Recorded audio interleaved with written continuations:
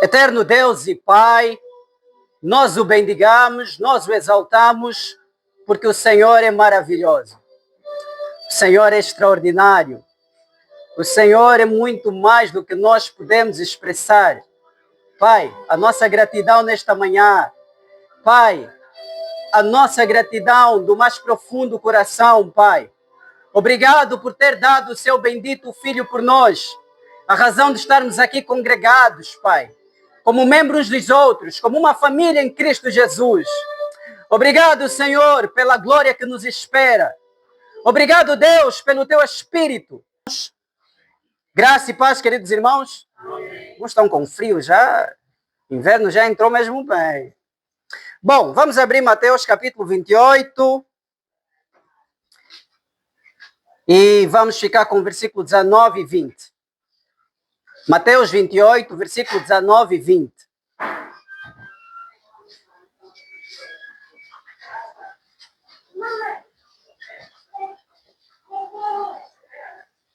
Então, nos debruçando sobre evangelismo e o discipulado no crescimento da igreja. Mateus 28, 19 e 20, acredito que todos já estamos juntos.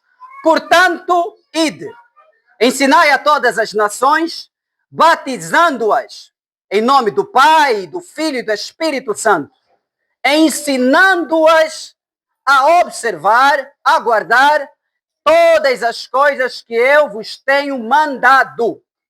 E eis que eu estou convosco sempre, até o fim do mundo. Amém e amém. Amém? Vou começar com uma questão. O que é que os irmãos acham? Que essas palavras os quais nós aqui lemos dizem respeito apenas aos apóstolos, aqueles que no momento em que o Senhor Jesus Cristo disse tais palavras estiveram ao seu redor, ou também se aplica a nós, a nossa geração, a nós como igreja de Deus? Certa vez, William Carey, aquele inglês que inicialmente era um sapateiro, ele converteu-se a Cristo e o coração dele foi cheio do Espírito.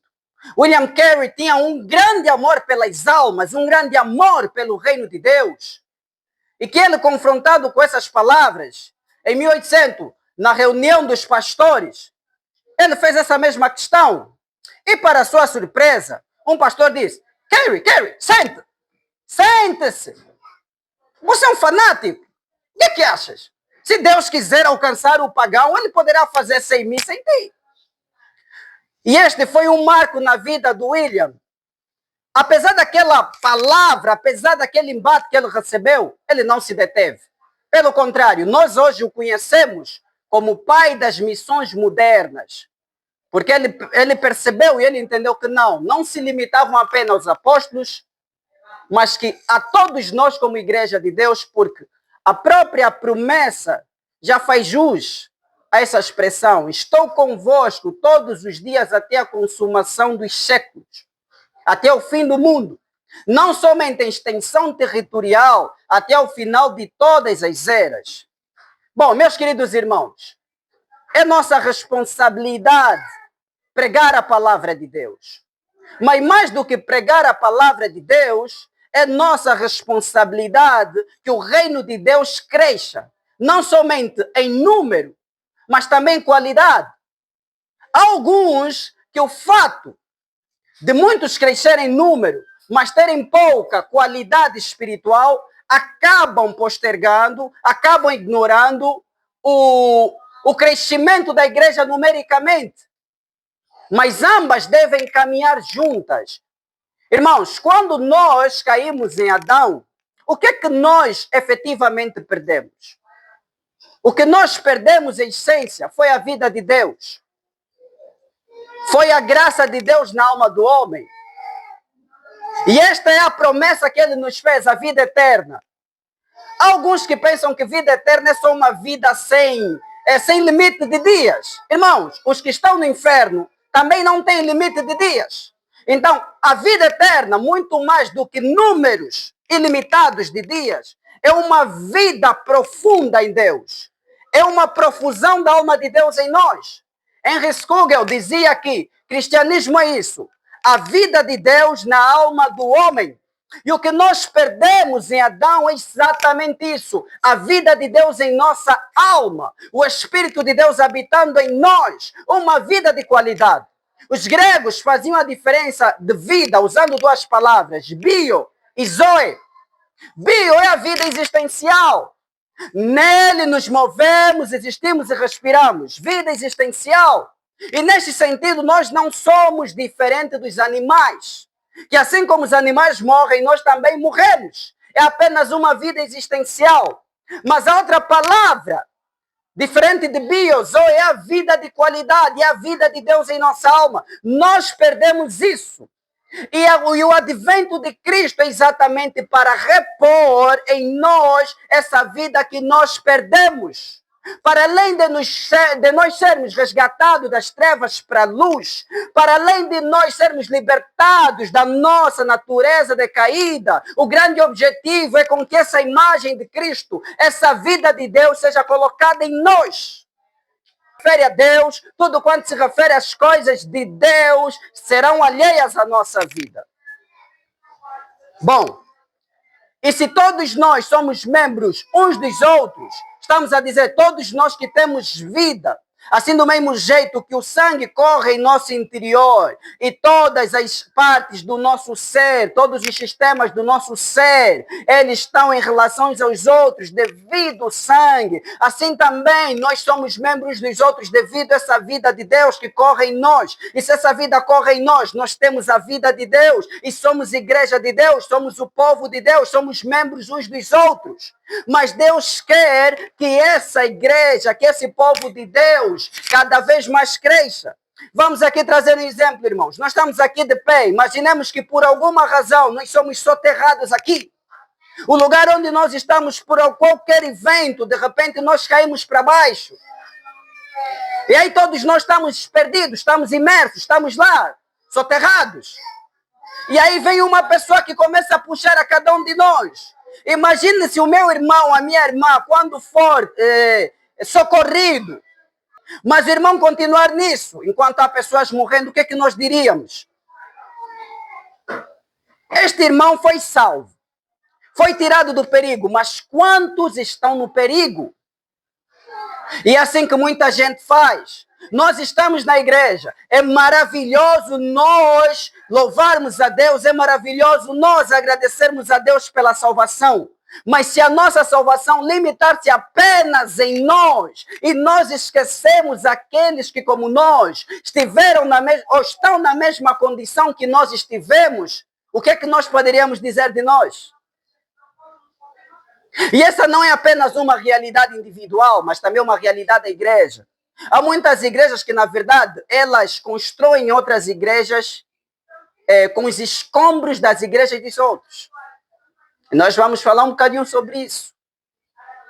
10, 14 a 17. Como invocarão aquele em quem não creram? Como crerão naquele de quem não ouviram? E como ouvirão se não há quem pregue? E como pregarão se não forem enviados? Nós fomos enviados, irmãos. Nós fomos chamados, irmãos. É um mandamento de Deus para a sua igreja. Mas nós devemos ir àqueles que não conhecem essa vida, àqueles que não conhecem o poder de Deus, àqueles que não conhecem a gloriosa mensagem do Evangelho, a boa notícia. A boa notícia que nós temos, que Deus, através do seu Filho, nos reconciliou com Ele, que nós podemos ter a mesma vida que um dia perdemos e nós poderemos habitar com Ele eternamente. E essa tarefa é de cada um de nós. E se é uma tarefa de cada um de nós, nós devemos fazê-lo, como Paulo dizia, a tempo e fora de tempo. Meu irmão, minha irmã, será que nós temos feito isso? Será que nós temos nos lembrado daqueles que, como nós, estão perdidos? Ou será que nós somos melhores que eles? Bom, parece que alguns são melhores. Parece que alguns que quando estavam perdidos não estavam tão perdidos assim. E os outros que estão perdidos agora estão tão perdidos de tão ruim que nem precisam do seu braço, que não precisam do seu chamado. Meus irmãos, Então, falando de assim, as grandes missões modernas, o protestantismo não entraria aqui. E até o momento nós estaríamos imersos no catolicismo. O protestantismo entrou aqui fruto, como eu falava do William Carey, de todos os outros que abraçaram as missões modernas, fruto desse trabalho aturado. Entrou apenas no final do século XIX. E se não tivesse pessoas que se despertassem, trazer o evangelho puro, santo, jamais nós teríamos conhecimento disso. É verdade e é claro, irmãos, que Deus, ele pode salvar sem a nossa atuação. Deus pode colocar anjo, Deus pode tocar pedra, Deus pode fazer o que quiser. Mas aprove Deus salvar os homens pela loucura da pregação. É assim que Deus estabeleceu. Deus, ele pode fazer o que quiser, mas assim Deus aprove, amém? E se Deus aprove, é meu, é nosso trabalho de assim procedermos. Queridos irmãos, por que razão é que nós devemos evangelizar?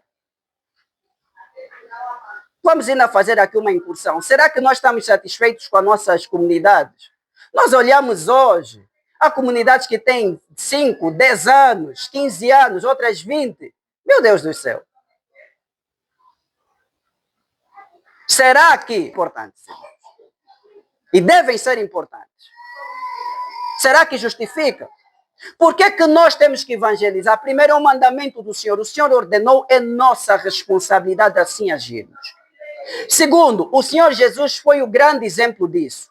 Cristo, sendo Cristo, não há algo que ele mais amava fazer do que sair às ruas, nos templos, nas praças. Sempre anunciava o glorioso evangelho. E se nós somos seus imitadores, por que não seguimos as suas pisaduras? Terceiro, por que nós devemos anunciar o evangelho? Ezequiel 3,18.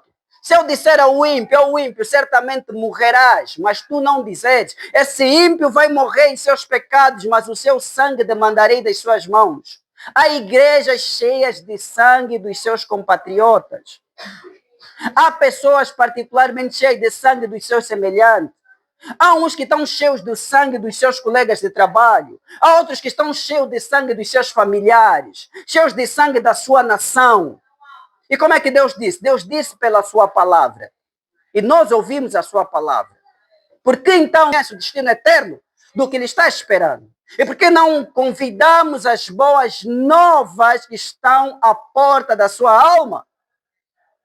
Neste momento que nós falamos, recentemente nós chegamos a 8 bilhões. E hoje nós somos 8,2 bilhões ou 1.000 milhões, aqui na nossa expressão numérica. 8,2 mil milhões de habitantes no planeta Terra. Mas desses 8,2, apenas 2,4 mil milhões são cristãos. Ou seja, 31% da população é que são cristãos. E nesses 31%, que são os 2,4 bilhões, ou 1.000 milhões,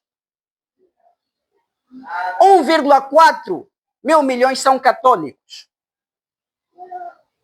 230 milhões são ortodoxos. Porque os irmãos sabem, em 1054 teve aquela cisão entre a Igreja do Ocidente e do Oriente. Os ortodoxos não se aceitam como católicos, enfim. Então, mas poderíamos dizer católicos romanos, católicos orientais, ou os ortodoxos.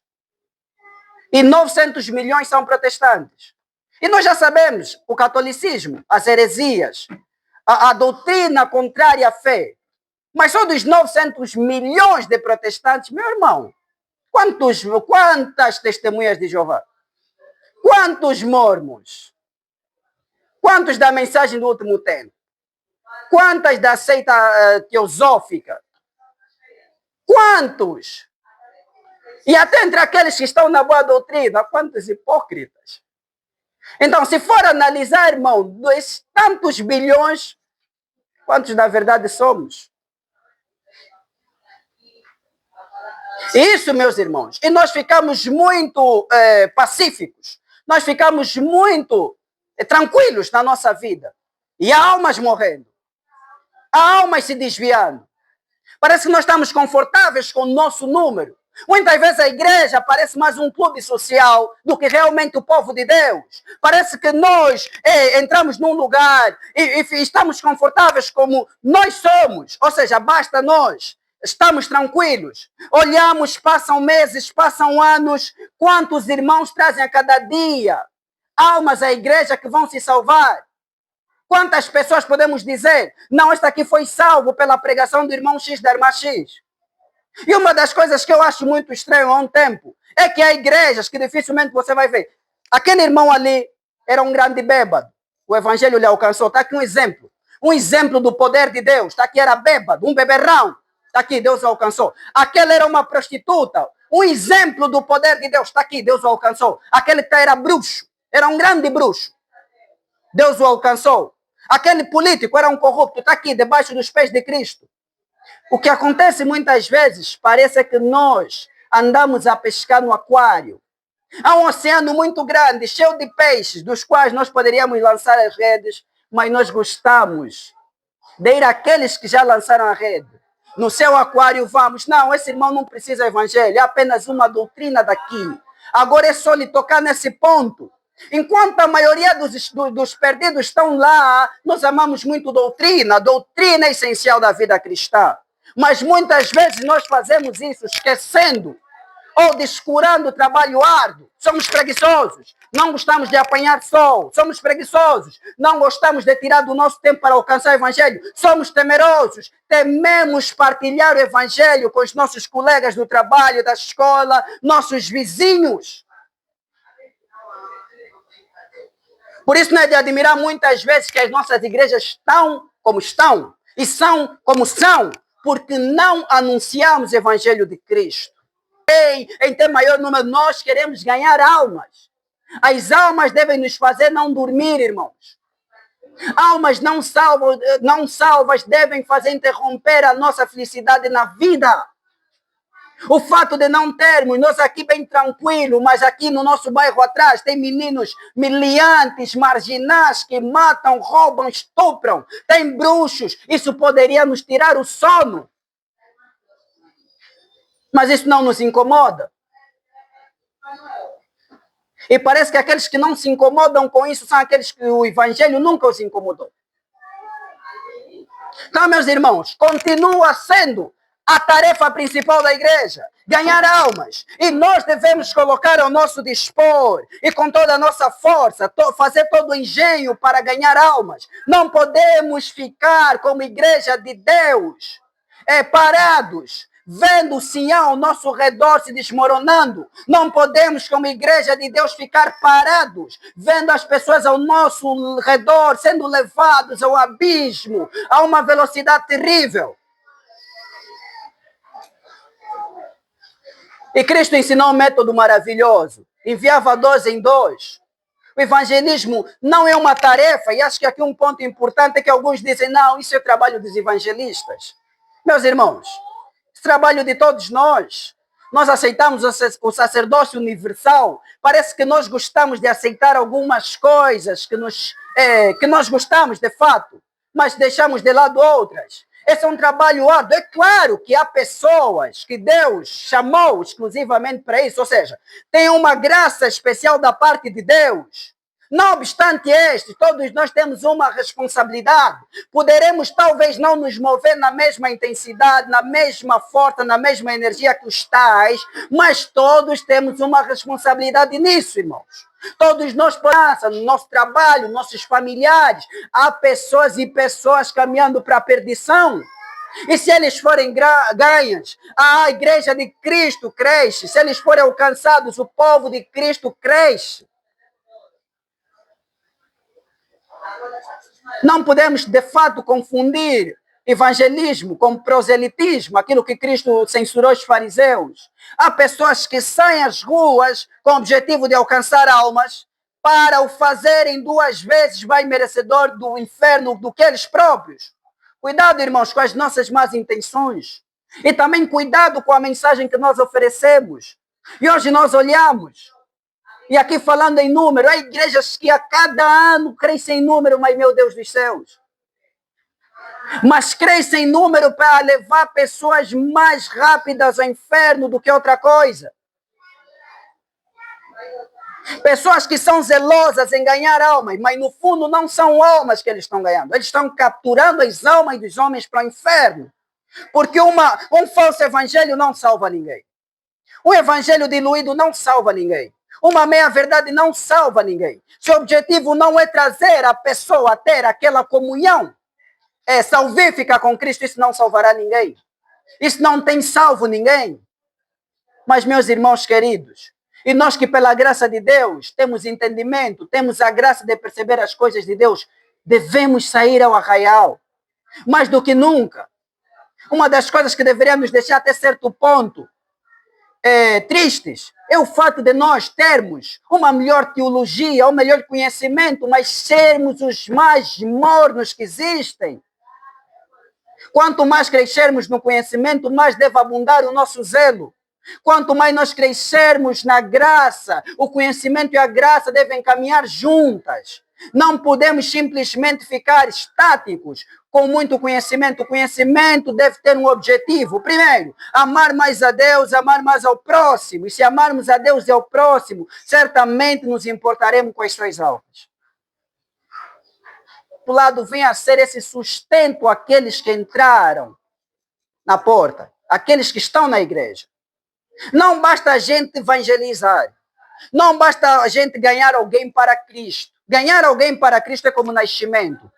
Nós trouxemos uma criança ao mundo. Deus seja louvado. Mas a criança ao mundo não é suficiente. Se ela não for alimentada, se ela não for cuidada, se ela não for acompanhada, pode ter uma morte prematura. Então as duas coisas devem caminhar. Ganhamos e devemos sustentar. A salvação é de graça, mas o discipulado custa tudo. E o discipulado muitas vezes vem para provar se de fato essa pessoa se converteu ou não. Quando nós evangelizamos, nós fazemos a nossa parte, Deus faz a sua parte. Deus tem o poder de salvar. A nós nos é mandado anunciar o evangelho. E Deus tem o poder de salvar. Mas é claro que não devemos descurar a preparação. Parece que há alguns que nunca se preparam, parece que há alguns que nunca têm comunhão com Deus. Várias vezes o nosso fracasso em não ganhar almas não é porque Deus não opera, é porque nós não trabalhamos com o Senhor. Nem mesmo Cristo pregou o evangelho sem receber o poder do alto. E como é que nós poderemos ser bem-sucedidos se nós não tivermos comunhão com Deus? Pregar a palavra não é só trazer qualquer palavra, é nós termos comunhão com Deus. E se nós tivermos comunhão com Deus, se nós formos cheios de Deus, Deus, pela sua graça, poderá alcançar mais pessoas do que nós, simplesmente indo por nosso próprio critério. E quando nós trazemos, é como uma rede lançada ao mar e apanha todo tipo de peixes. O discipulado tem esse poder de tocar nesses peixes. Quem de fato não recebeu a verdade de Deus com amor, o discipulado vai mostrar isso. As exigências vão mostrar isso. Não somente ir anunciar e batizar, mas também ensinando-as a guardar todas as coisas. É em guardar todas as coisas que se vê quem realmente é discípulo.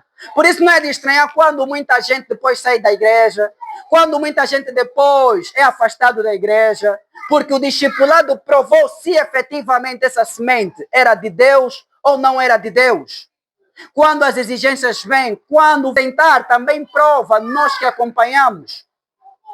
Uma coisa é o irmão sai a pregar a palavra, outra coisa é o irmão a quem pregou conhece os teus passos diariamente.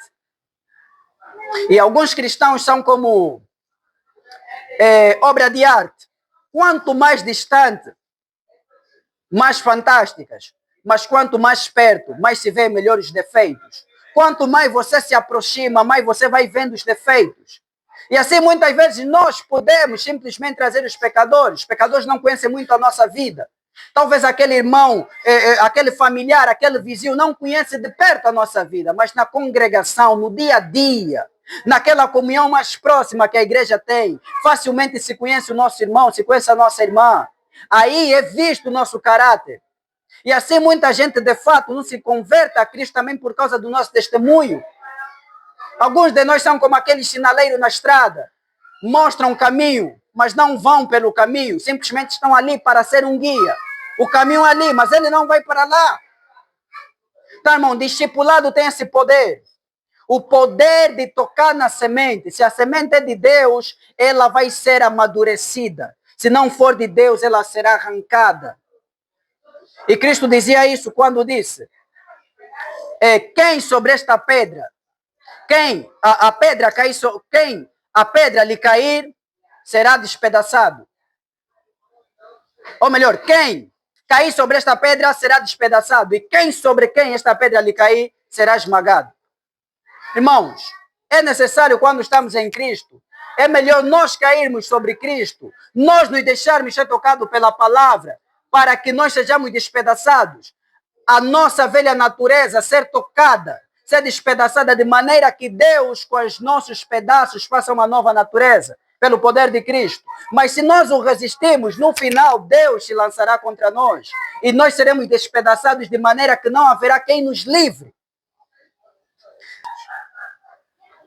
E eu gosto de um dos termos com que nós traduzimos a palavra bispo, pastor, presbítero, superintendente.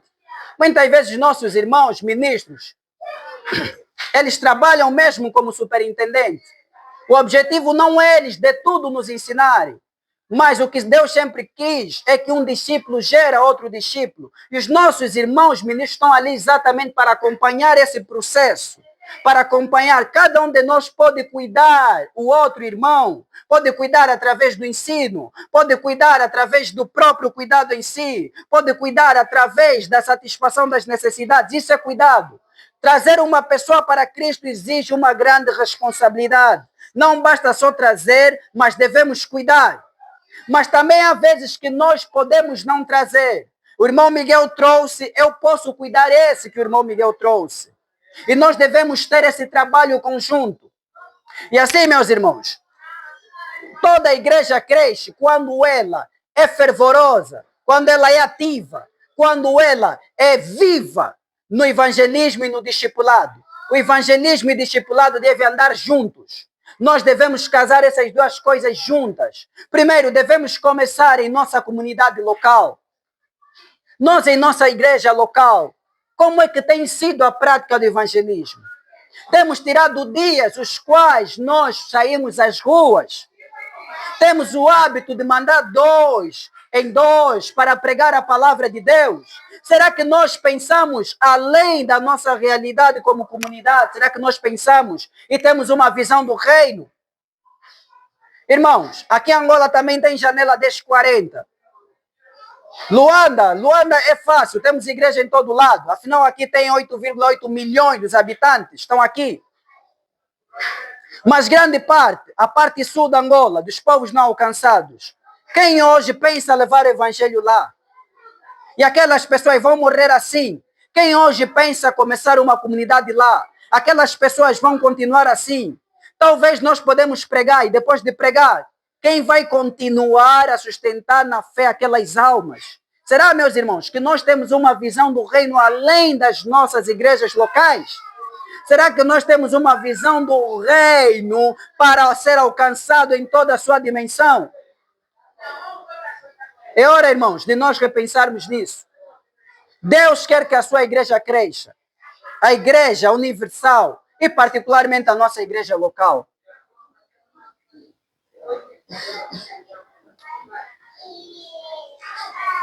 E eu gostaria dos perdidos, se usássemos todos os meios necessários para alcançar as almas, é expectável que as nossas igrejas cresceriam. Ou cresceriam mais. E nós podemos fazer isso quando o assunto é salvação, irmãos. Quanto mais alcançados, melhor. E agora não, mas nós podemos alcançar perdidos, podemos alcançar, irmãos, isso não está em nosso poder. Nós devemos fazer aquilo que nos foi mandado e rogar ao Senhor de maneira que, através das nossas vidas, através da nossa pregação, elas sejam salvas. Porque nada é garantido, nem mesmo até nós, porque no último dia muitos poderão ouvir do Senhor: afasta-te de mim, tu que praticavas a iniquidade. Então não somos nós o termômetro se efetivamente uma pessoa é salva ou não. Devemos fazer aquilo que está ao nosso alcance. E nós queremos que a igreja de Cristo cresça, irmãos. Há muita gente perdida, a igreja tem a luz. Irmãos, nós seríamos acusados de morte se nós tivéssemos o remédio. diante de pessoas que estão morrendo e nós não pudéssemos dar, porque simplesmente nós somos omissos. E muitos de nós temos a cura do pecado dessa geração.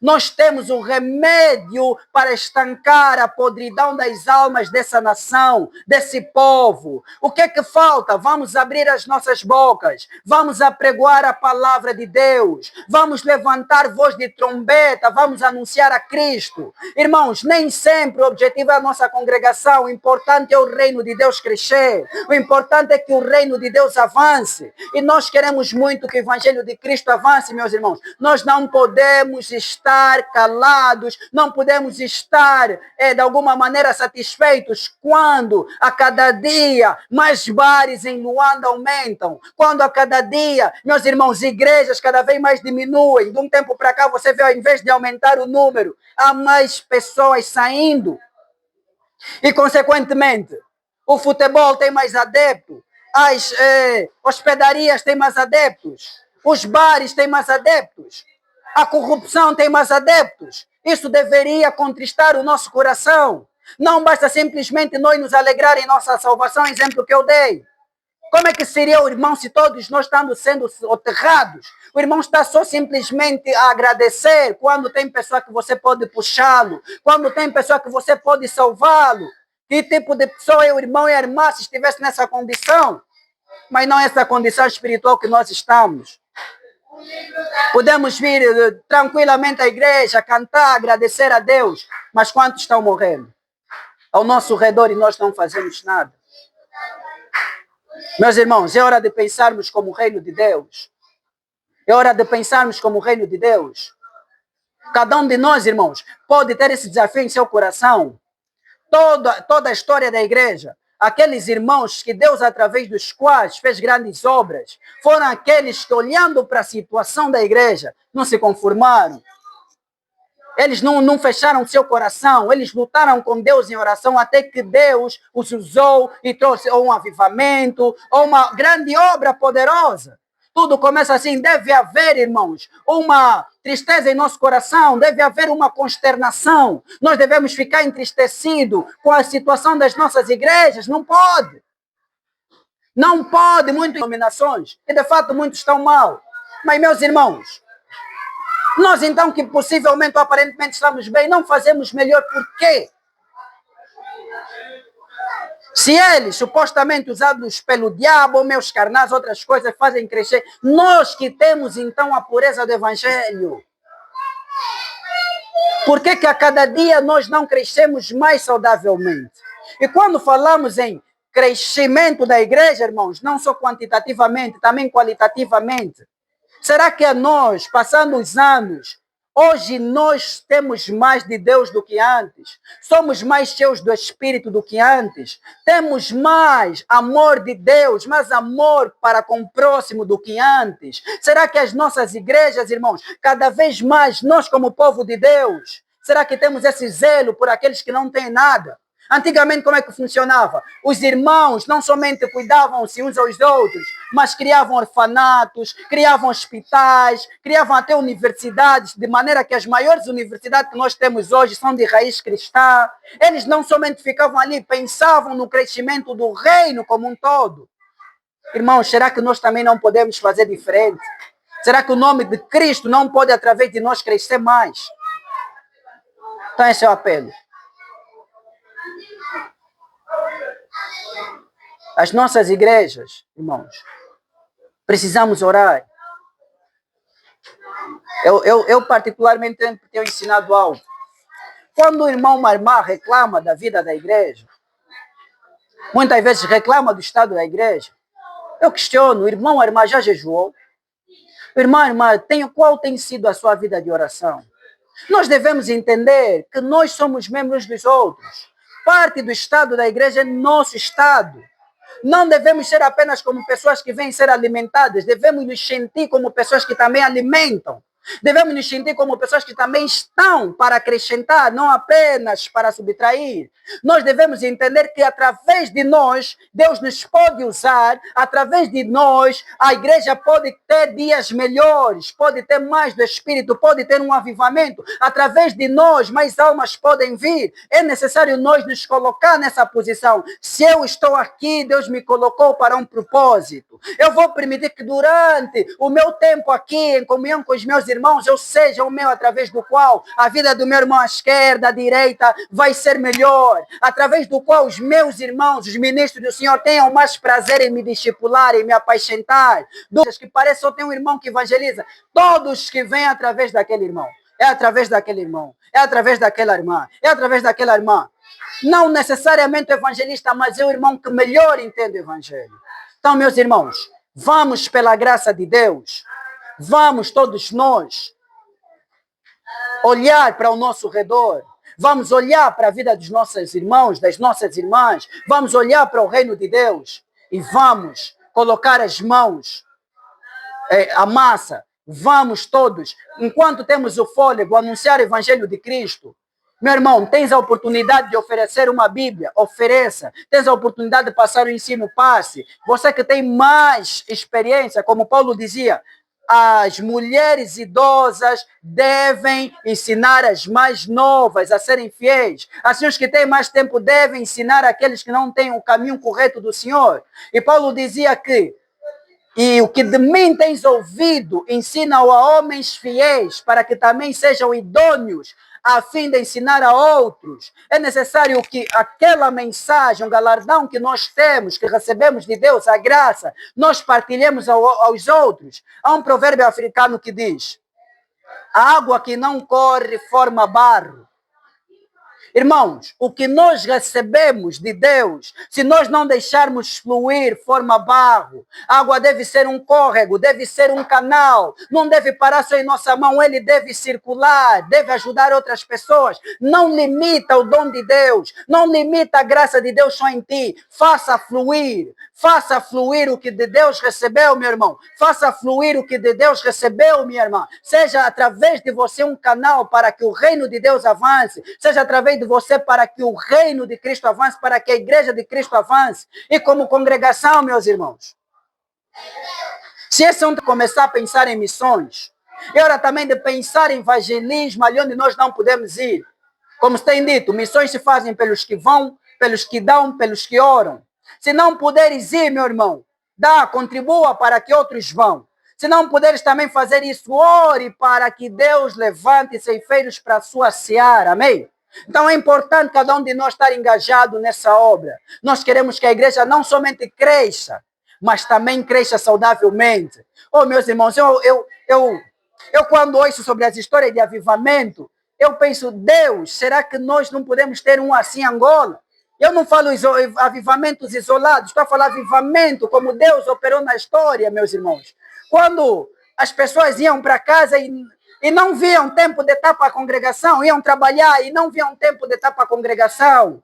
A vida era anunciar o evangelho de Cristo, a alegria indizível, o gozo inefável fazia parte. E isso, meus irmãos, deve acontecer na igreja quando o discipulado puro, quando a palavra de Deus tem o seu lugar. Não apenas esperamos no domingo, não apenas esperamos nos cultos da congregação, mas quando cada um de nós tem aquele desejo de contribuir na vida do seu irmão, na vida da sua irmã, distribuir literatura, pensar no reino como um todo, a igreja é saudável e o reino de Deus avança. Amém? Nos levantar, por gentileza.